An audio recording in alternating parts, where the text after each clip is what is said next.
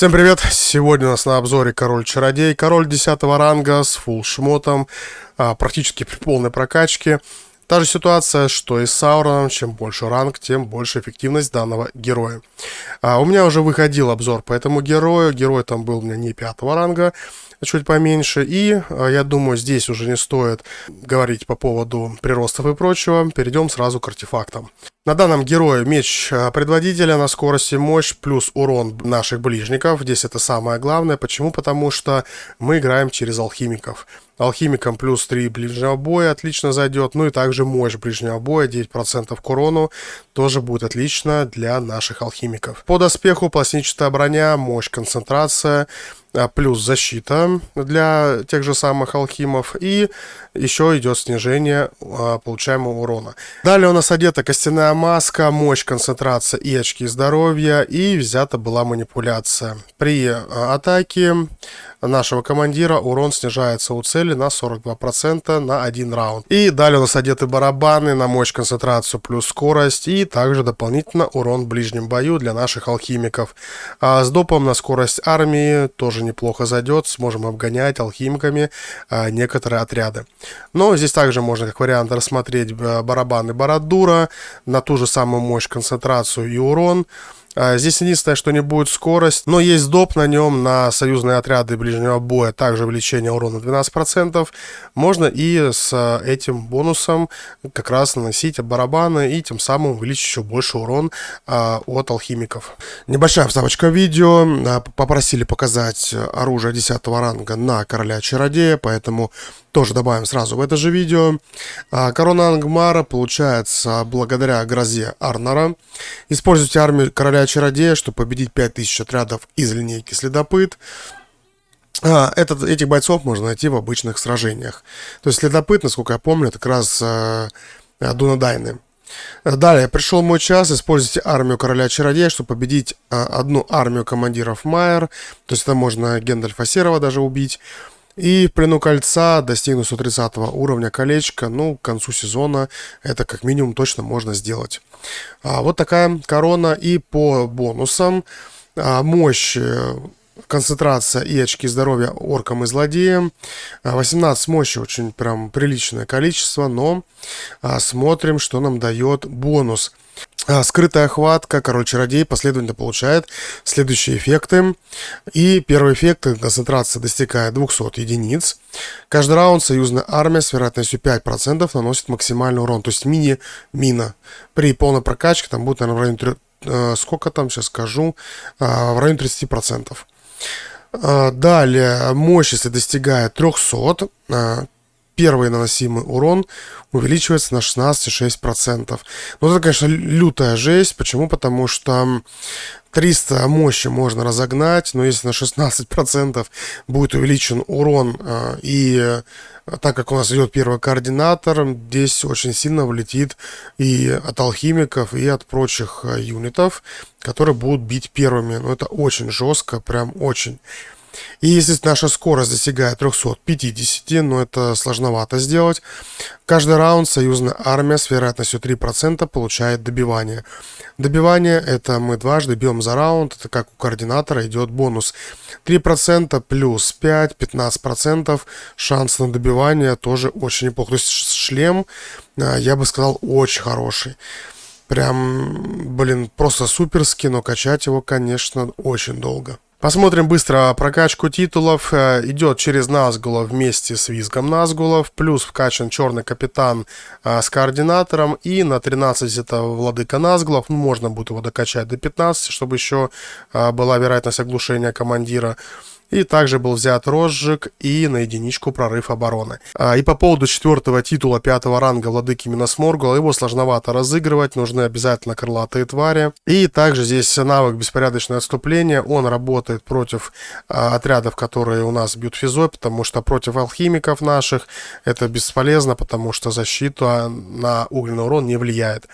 Единственное, здесь уныние, очень хороший навык на 21% снижения урона по нам, но ради этого тратить 15 очков во владыку, ну, такое себе, когда мы можем вложиться также в владыку Назгулов, ну и дополнительно можем прокачать Моргульский командир на снижение на 14% урона по урукам, куда будет профитней. По отрядам на данного героя, алхимики и корсары, примерно там 4500 берутся алхимика, в районе 2000 берутся корсары. И на третье место мы берем либо берсерков, либо их заменяем ТТ и троллями. Здесь уже все зависит, нужно вам быстро идти или нет. То есть, если мы берем ТТ и троллей, герой будет намного медленнее, и частенько мы будем не успевать за врагом. Поэтому кто-то берет берсерков, здесь уже, как говорится, на вкус и цвет. Итак, переходим к боям. Начнем с боев против, опять-таки, Овен, как у нас было и на Сауроне, потому что война, как я и говорил, идет против Рохана. А первый герой с хорошей прокачкой, то есть фулл прокачанная сшитая броня на фокус урон, но мы, к сожалению, для нее бьем огнем. Поэтому по результатам 360 тысяч урона нанесли мы, и 42 тысячи мы всего успели получить за, смотрим, сколько раундов.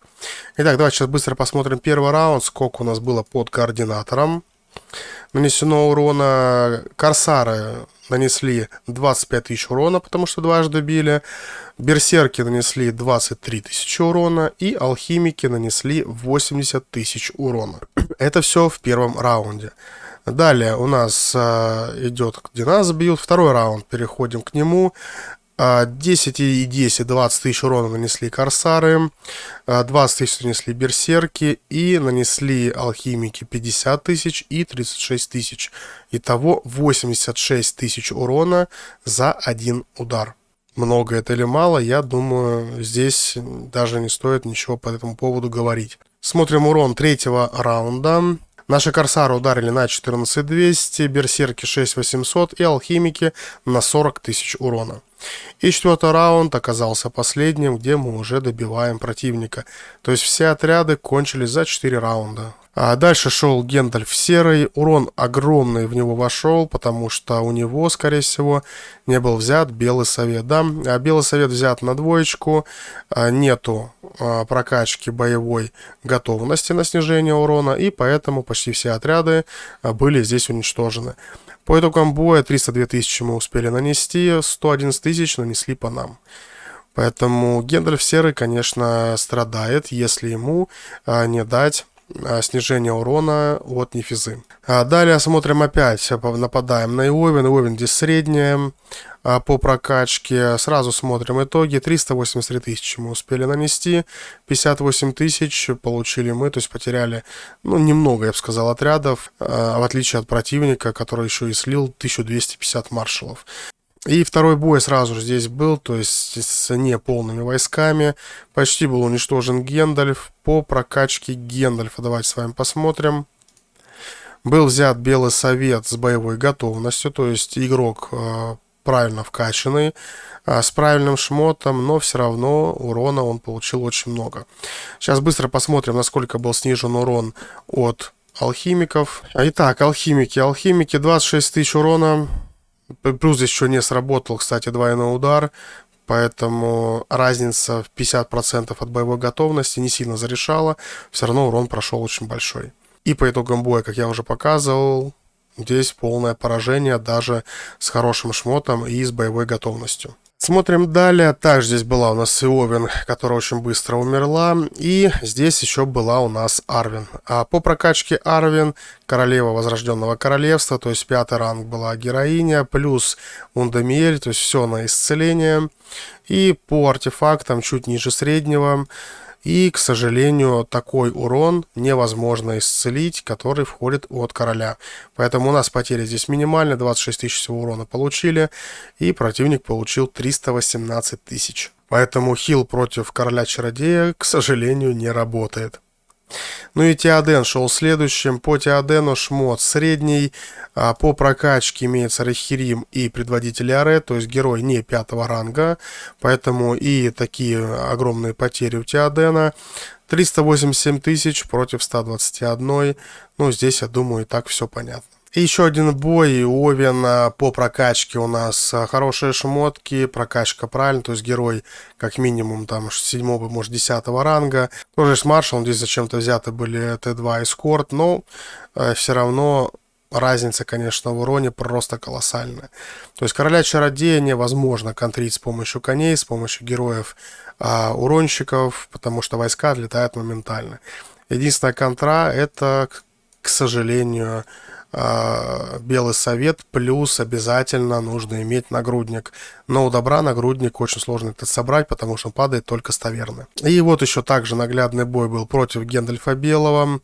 У Гендальфа был взят и белый совет, и боевая готовность, и по прокачке белый всадник, то есть герой как минимум 5-го ранга точно, с хорошим шмотом, плюс у него была взята броня на минус фокус, но мы не фокусники, мы огневики. Поэтому на это снижение нам абсолютно наплевать. И по итогам боя мы здесь тоже видим 286 тысяч урона мы нанесли, и мы получили 187 тысяч урона. Урон здесь летел большой. Почему? Потому что герой на урон заточенный за счет 5-го ранга, то, что идет увеличенный урон.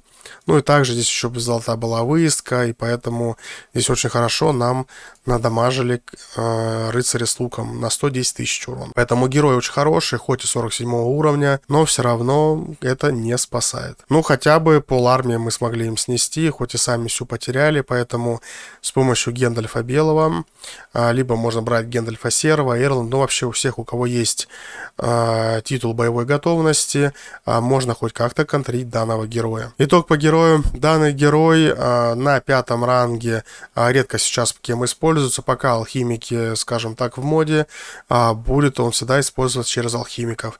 Как только что-то где-то поменяется, этот герой может спокойно играть через владыка минус Моргула, если есть твари, прокачивать моргульского командира на снижение получаемого урона плюс уныние.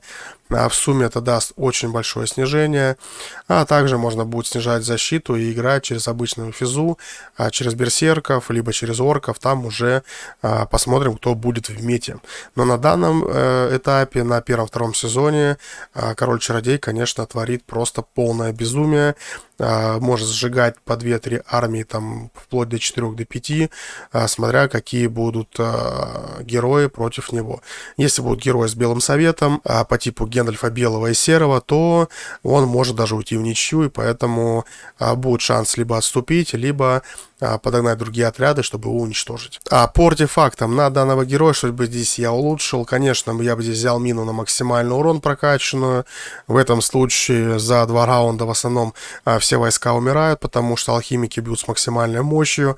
И урон, конечно, там просто по 100, по 120 тысяч урона. Там просто жесть цифры. По маске, здесь можно было маску одеть берсерка, если бы она была тоже прокачанную. Она дает плюс 3 урона нашим урукхаям, плюс мощь. По нагруднику и оружию здесь вопросов нет. На этом у меня все. Обязательно подписывайтесь на канал, ставьте лайки, пишите свое мнение в комментариях по этому герою. Я хоть и знаю, кто как к нему относится, добро от него просто в ужасе. Я уже видел полную прокачку как раз и с миной, там 4-го, по-моему, золото было. Как его контрить сейчас, это совершенно непонятно, потому что нагрудник не спасает, либо боевая готовность. То есть даже если и то, и другое одеть, все равно урон проходит очень большой. Поэтому как-то так. Всем хорошего дня, всем хорошего настроения и здоровья, и всем пока.